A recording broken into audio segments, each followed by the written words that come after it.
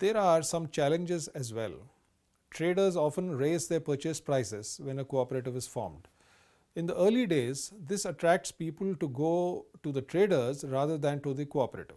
The NGO may have to demonstrate that members are better off with the cooperative. For instance, it may go to a non-member and weigh his produce and give him a piece of paper showing how much his produce is worth.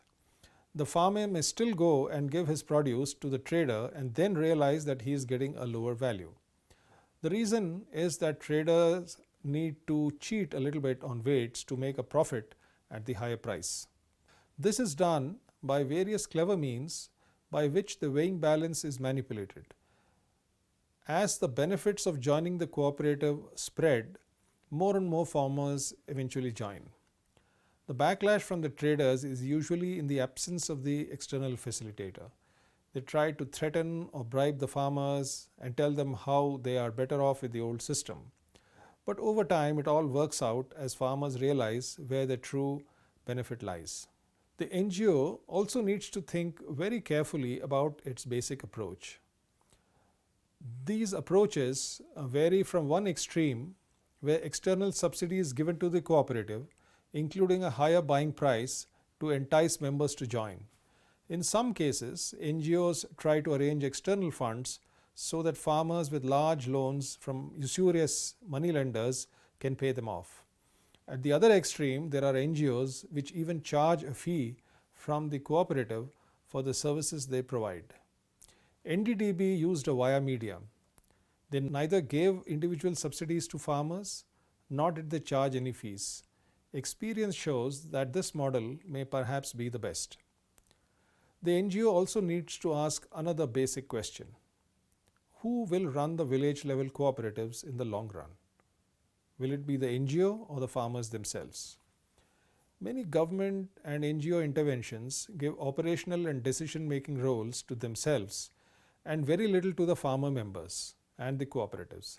In fact, this is the model in the lakhs of government run cooperatives all over India, including the well-known primary agricultural cooperatives or PACs in each Gram Panchayat.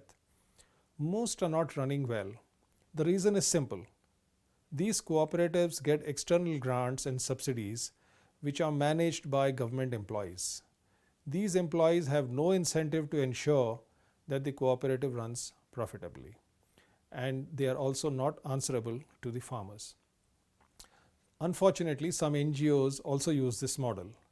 While the NGOs need to show results in order to get further grants and may not be corrupt, they find it difficult to scale up. They need to hire staff for every village and the costs go up. In spite of this, there are a few well-run cooperatives managed by the government or an NGO. This is based on the exceptional initiative of well-meaning officers and staff rather than on any inherent incentive-based system. By this we mean that farmers have an incentive to improve their economic life the external facilitator usually does not have. So why does this model of facilitator-run cooperatives persist even today?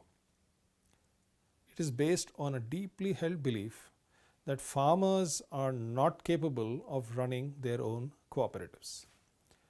Well-known examples like Amul, the Mulkanur Rice Cooperative, and other well-running businesses that are run by farmers themselves are usually dismissed as exceptions to the rule. Is it possible to reconsider the bias against farmer-run cooperatives? Let's take two famous quotes from Dr. Kurian, the well-known leader of NDDB, Amul, and Operation Flood. His response to the then Prime Minister of India on why Amul was successful and others were not was, because the control, ownership and management of the cooperatives is with the farmers. Another of his famous quotes is, cooperation is an act of faith. For those who have the faith, no explanation is required, and to those who do not have the faith, no explanation is possible. He was perhaps trying to drive home a point. The NGO starting out needs to ask itself, does it believe that in the long run farmers will be able to manage the cooperatives? Depending on the answer to that, the model of intervention will be different. It will either be NGO run or farmer run.